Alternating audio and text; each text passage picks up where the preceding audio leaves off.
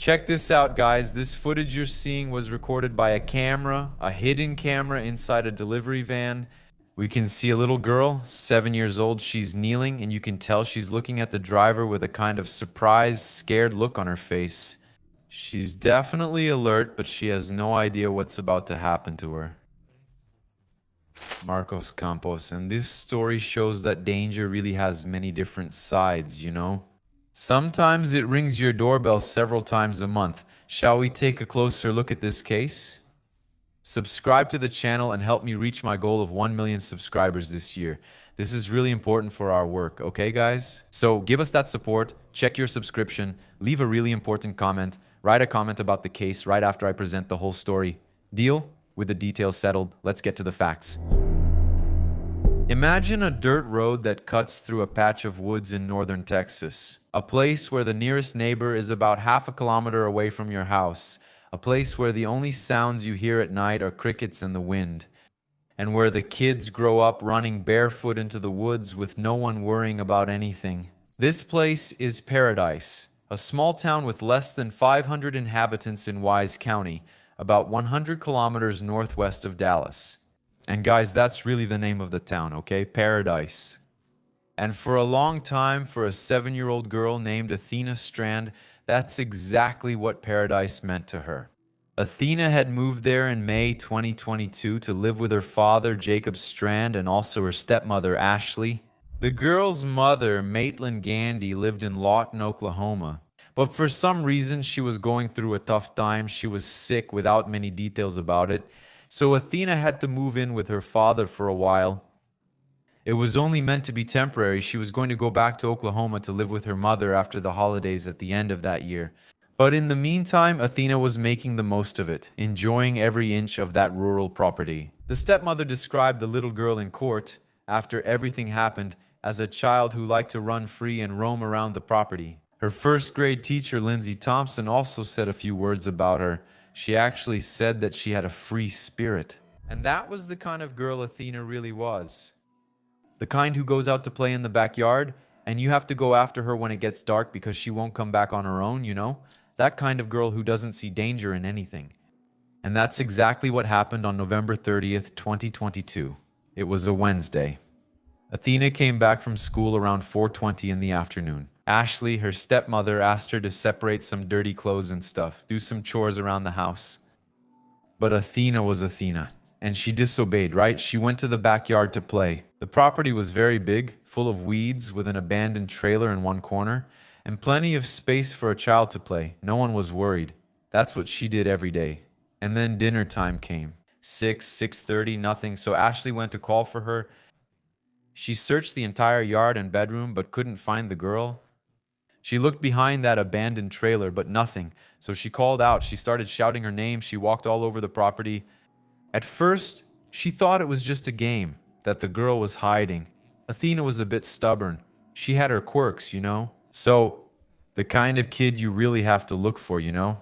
Sometimes she would pull those kinds of pranks, but as the minutes went by, that silence. It started turning into anguish, right? And Ashley realized that something was really wrong, so she called the police. Nobody knew yet.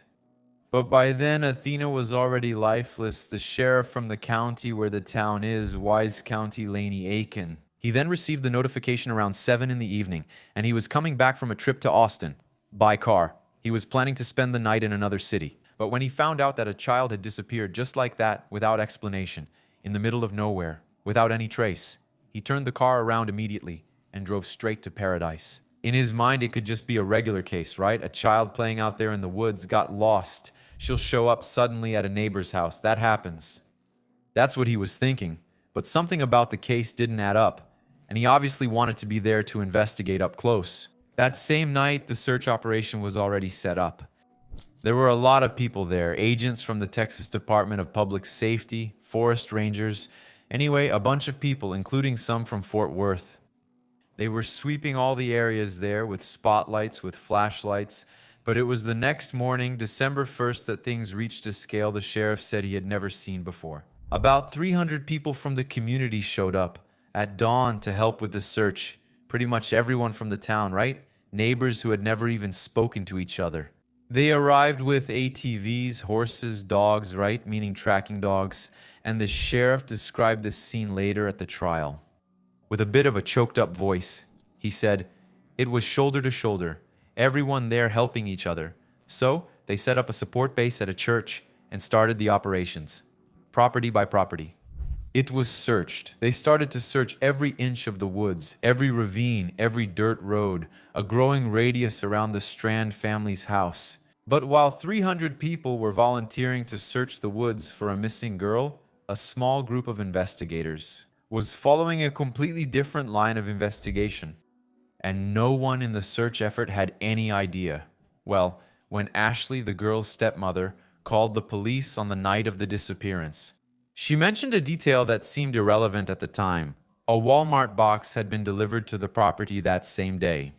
Inside that box, there was a Barbie doll kit from the You Can Be Anything line.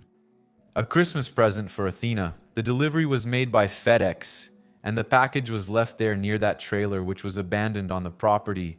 At first, that was just context, right? But when the investigators started putting the puzzle together, reconstructing the timeline of that day, they noticed something that caught their attention. The delivery time of that package almost exactly matched the window when Athena probably disappeared. The girl was playing in the yard, right? The delivery guy was there on the property. Both things happening at the same time. Here, I have to say that we have a key connection in this case. And at that moment, the investigators needed to know who made that delivery. And then a chain of calls began. First, they contacted FedEx. FedEx said they didn't use their own drivers there, right? Drivers directly hired by them on that route. The service was outsourced to a company called Big Top Spin, a small subcontractor there based in the Dallas-Fort Worth area. Their business address was a residential house, so it was a small company right there. And through this Big Top Spin, they got the name of the driver who did the route that day, Tanner Lynn Horner. He was 31 years old and lived in the Fort Worth area. And then, guys, the FBI got involved. Special Agent Patrick McGuire was assigned to track that delivery from start to finish. McGuire identified that the package had left a FedEx facility at Allianz Airport, and that the van used did in fact belong to Big Top Spin. The next step then was to talk to this Horner guy, but McGuire didn't want to call him directly. Instead, he asked his supervisor at Big Top Spin to make a call to the guy and put the phone on speaker. So, the FBI agent was there, sitting with the guy from the company, and listened to everything. The supervisor called, Horner answered, and said he didn't remember making any delivery there. Think about it, man. The guy made a delivery that same week on a route he knew, at the address that was on his list, and said he didn't remember. That by itself was already unusual, right? But it got worse when McGuire checked the FedEx system and saw that the package delivered to the stranger's house hadn't been registered as delivered. The package was found there, okay guys, and it wasn't the only one, alright? And packages from that route also weren't marked as delivered. It's kind of like Horner, at some point during his job there, just stopped logging what he was supposed to for his job, as if he had abandoned his job right in the middle of it, you know? So with this information, the agents decided to go talk to Horner in person. McGuire found out that he was making deliveries that day as if life was going on as usual, right? And he went to his location. When McGuire and another agent approached the FedEx van, Horner was getting out of the vehicle with the package in his hand. He saw two federal agents walking toward him, got scared, and dropped the package on the ground. Then suddenly his memory came back. Horner said, yes, that house over there, I remember I did make a delivery there to the strangers, but he hadn't seen anything strange that day. Actually, he said he saw a green van, a suspicious one that was parked in the area. I've seen this movie before, huh? He even gave details describing the vehicle. He even suggested that the investigators should go after that van, and the investigators went after it. Don't ask me why, right? With all those pieces already starting to add up, but they went to check it out. But the truth is they just wasted time and resources, okay? They didn't find any green van, and that van probably never existed, right? It was just a made-up story from that guy, just nonsense. But during that conversation, McGuire noticed something. Horner was way too nervous for someone who had nothing to hide, right? In fact, during the conversation, he got emotional and said he couldn't believe something like that could have happened to a child. McGuire wrote everything down, but he didn't have any proof at that moment, right? So Horner left. But there's one detail that Horner didn't know, and this detail changes everything, you see? Just wait and see. The FedEx vans used there by Big Topspin had internal security cameras. Cameras pointed at the inside of the vehicle that recorded everything happening inside the van during the deliveries. McGuire then requested access to that recording from the company, right? The van that Horner was driving on November 30th. When they recovered the footage, what appeared on the screen ended any doubt. The recording showed Horner putting a little girl in the back of the van. The girl was alive. She was talking to him. She was looking at him, actually kneeling behind the driver's seat. Yeah, exactly the image I described at the beginning of the episode. That little girl was Athena. And now you understand the weight of that, right? With that recording in hand, the investigators went back after Horner. And this time, he had no way out, right? Confronted with the image of Athena inside his van, Horner broke down and confessed. The version he gave went like this. He said he was backing up the van there, just working as usual at the entrance of the little girl's family property, when he accidentally hit Athena. He said she fell, but she wasn't seriously hurt. She was just a bit dizzy from the impact, but she was talking and even told him her name, but he panicked, according to his second version. He got scared that she would tell her father what had happened, so he decided to put the girl inside the van. Look at that. What a made-up story, right? Once inside the van, Horner tried to break Athena's neck, but according to him, he couldn't do it, so he strangled her with his own hands.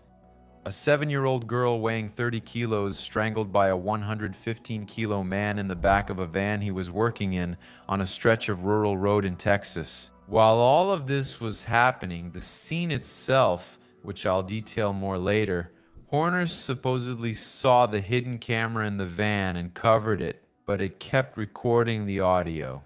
And the jurors on the day of the trial didn't see exactly what happened there, but they could hear it. Horner then drove with Athena's body for more than 20 kilometers to a remote area called Bulbo Crossing, near a river called Trinity, southeast of the small town of Boyd. And there he left the naked body in a ditch near the creek. When confronted by the police, he took the investigators to the location. On the night of December 2nd, a Friday, many hours after the disappearance, Athena's body was found exactly where he said it would be. Turner Lynn Horner was arrested at 2 a.m. with bail set at $1.5 million. The charges: aggravated kidnapping and capital murder of a person under 10 years old, which is a criminal classification in the United States punishable by the death penalty. The sheriff who was driving and notified at 7 p.m. about the disappearance, remember him? Wacken? That's right. He described the moment when he had to break the news to the little girl's family. It was heartbreaking, he said. Until the very last minute, we were hoping to find her alive. But then, someone might think, right? He confessed, took the police to the body. There's video of the girl inside the van. Case closed, right? But there's always a catch, isn't there? The prosecutor from Wise County, where it all happened, James Statham, didn't believe a word of Horner's confession, except for the part where he said he killed Athena. Specifically about that whole story about hitting her and panicking, and that's why he took her life. Because there was something worse going on. At the opening of the trial, Statham looked at the jurors and was very direct, okay? The only true thing Horner told the authorities is that he killed Athena. The pattern and web of lies he created will be hard for you to follow, okay?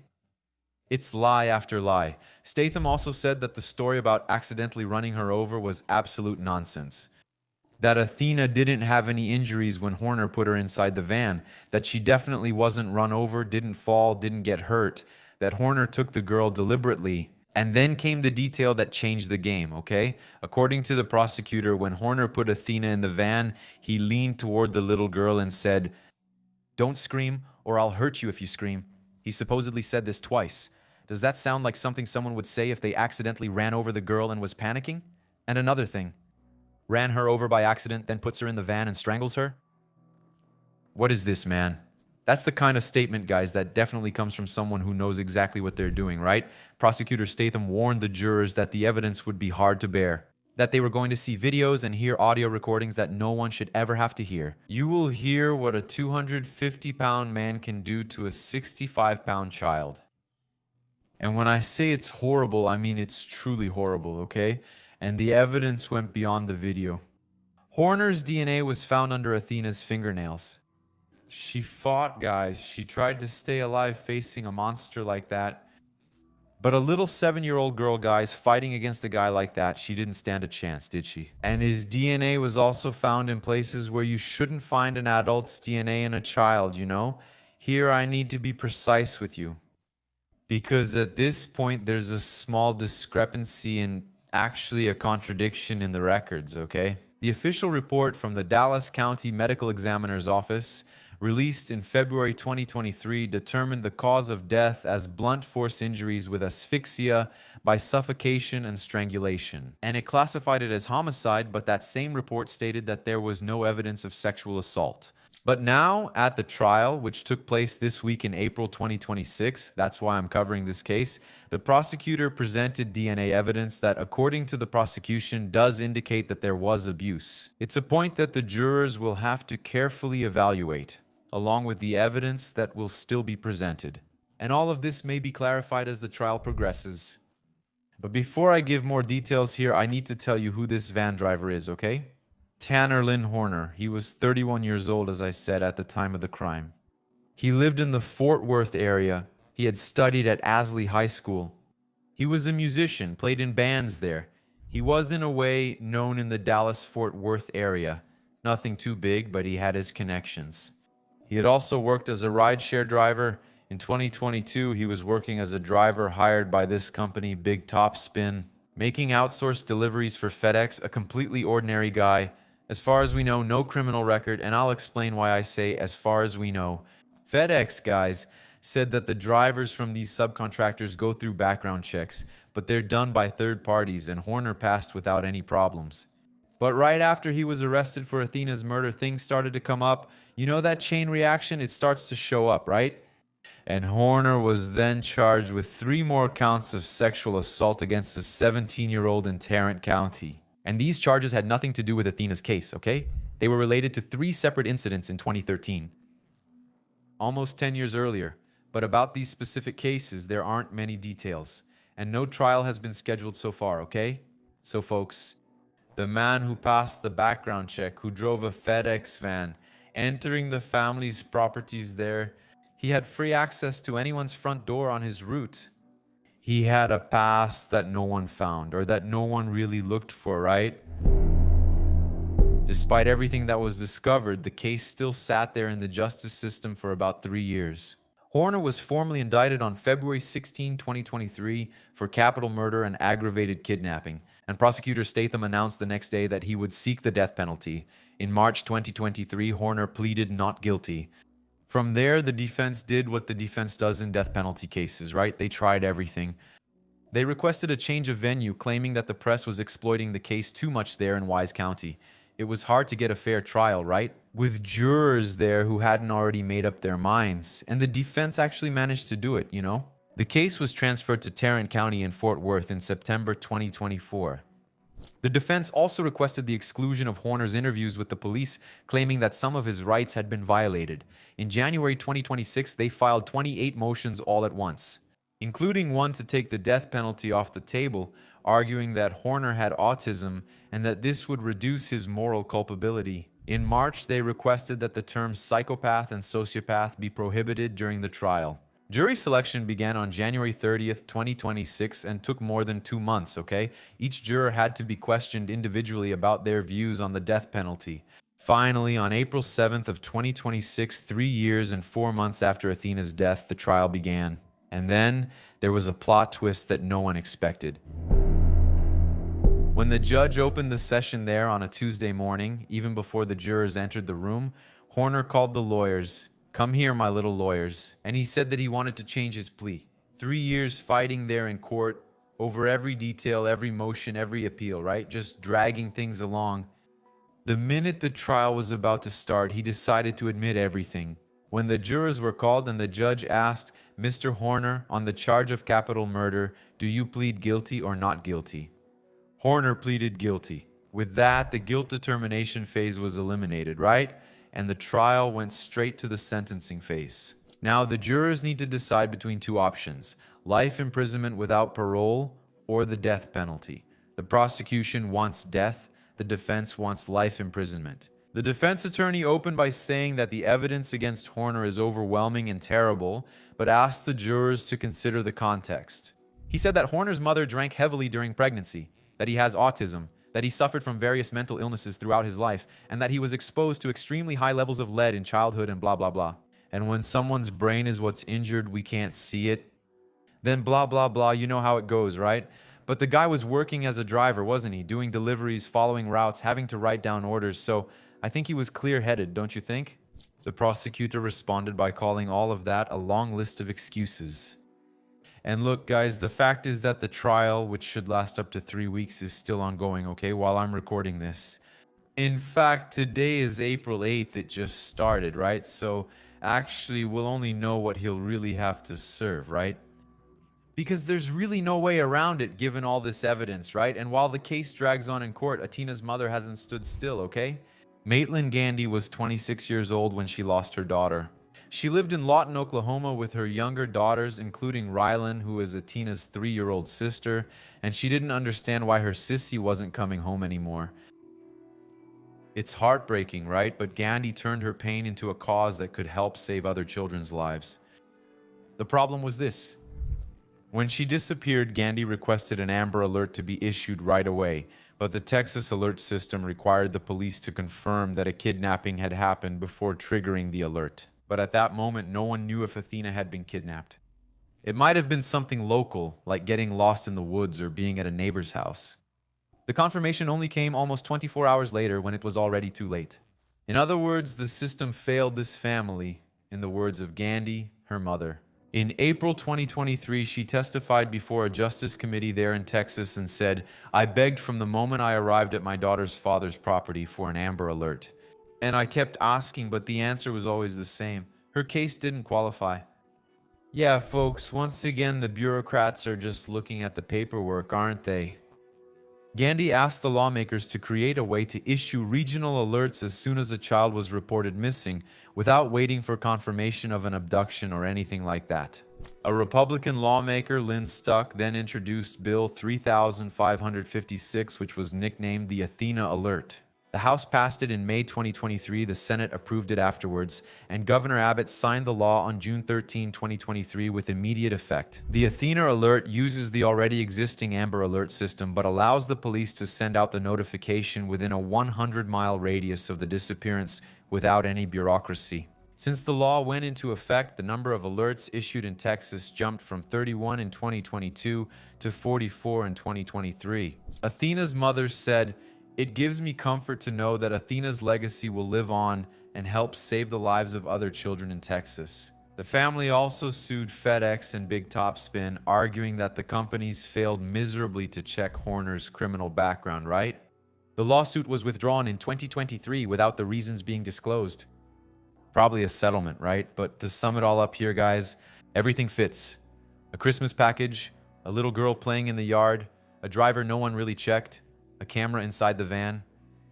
He probably either knew or didn't know. Some reports say he knew, others say he didn't. An alert that wasn't issued when it should have been. A body found in a creek 21 kilometers from home, and a confession that, according to the prosecution, was built on layers of lies. But it's pretty clear here, right, guys? The child there alone in that remote area with no neighbors anywhere nearby, I don't know, maybe half a kilometer away. The guy got there, a perfect window of opportunity for a predator, right? And it's sad to think that the package he delivered that day was a box of Barbie dolls, Athena's Christmas present that she didn't get the chance to open.